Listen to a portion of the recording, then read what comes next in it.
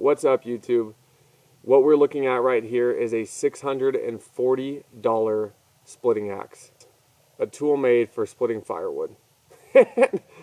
As cynical as I'd like to be about it, holding it in my hands, look how balanced it is. Holding it in my hands, this is the most beautifully crafted tool I think I have ever held.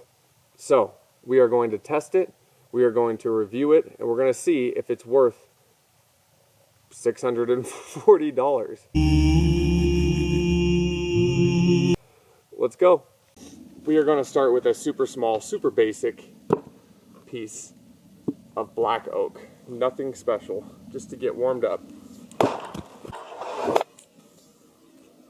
No reverb whatsoever, obviously. Red elm is the type of handle. I've never used a red elm handle before. I like it. I love it. Not a lot of reverb, and I hit straight to the bottom. Let's get a slightly larger knotted. Well, it's not knotted. This is like just a strange grain pattern of black oak. Same principle here. Warm it up.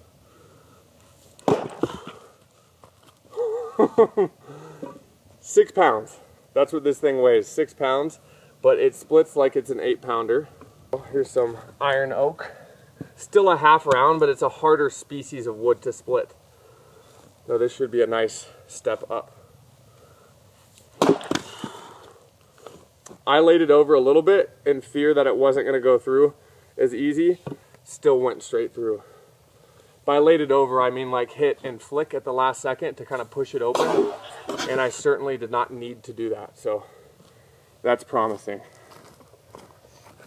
This next piece of wood is live oak. So everyone's got different species of wood where they're from, so it gets complicated real quick.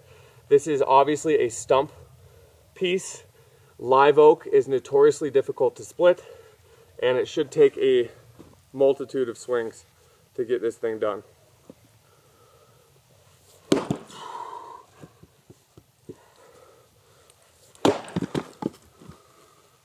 I'm not really sure what that was about. This should have taken like 4 or 5 swings, but I'm not going to give the axe too much credit for that one. Let's just see one more time if that was a fluke.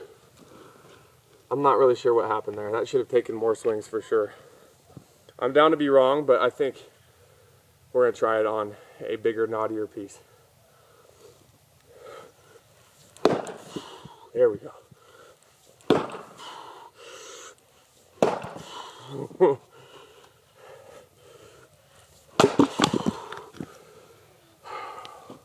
God, I love this thing.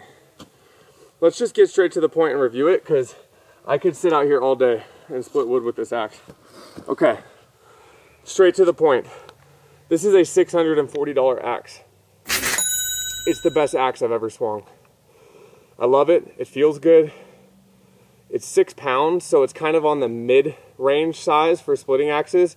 It's heavier than like an X27 Fiskars, but it's not by any means a typical maul, which is what they listed it as, was a splitting maul.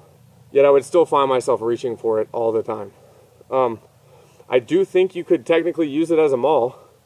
It has like this sledge backing to it, unique look to it. I think you'd be crazy to hit wedges with a $640 axe or a $640 maul, depending on how you categorize this. I think you'd be crazy to use it for that, but it's there, so your call. Next, this is created out of one block of steel by a master, and I'm not saying that like loosely, a master craftsman. Blacksmith, craftsman. This is not made in a factory. It's not industrial. I'm pretty sure it's in Finland, but I'm not 100% on that. It might be Norway. It's made by the Northmen Guild, and this is created out of one block of steel. So there are no moving pieces. There are no bolts that can fly off, none of that.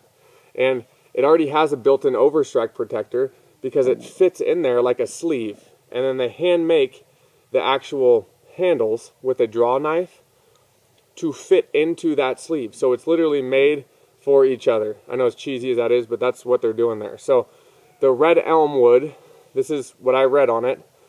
The red elm wood is only selected, and I can confirm, if the grain pattern is parallel to the eye. So if it's perpendicular to the eye, they will not use that piece. If there's any knots in the piece that they select for the handle, they will not use that piece. So they're very selective about the red elm that they choose. But again, I guess the elephant in the room here is that it might be the best axe I've ever swung. It might be the most beautiful tool that I own now. And I know my Stihl 500i is right off in the distance here, off screen, crying that I just said that. But this is the best tool that I think I'll ever own. It's $640, and I think that's where we run into the issue of it might be the best axe you've ever used, and it is, but the difference between this axe and the next step down is not so much from a performance perspective, but a lot from a financial perspective. So you're like looking at this axe, I'm going to give it like a 9.7 rating, which I've never given any axe. But the axe that I've given a 9.2 rating costs like 200 something bucks. This is 640 bucks. So do you see what I'm saying there? To get to this level of an axe, this level of craftsmanship is not going to be cheap, and it is handmade, and I do understand that. Final question, does it make sense to spend $640 on an axe? Probably still no for most people. If you live walking distance to a Chipotle, you probably don't need a $640 splitting axe. And that wasn't a dig at you, that's more of a dig at me, because I can't walk to shit. But it is a beautiful axe, and I think you'll have to make your decision on whether or not the best axe I've ever reviewed even makes sense for you. You guys have an amazing day or evening. I'll move on to the next one. Warmed up.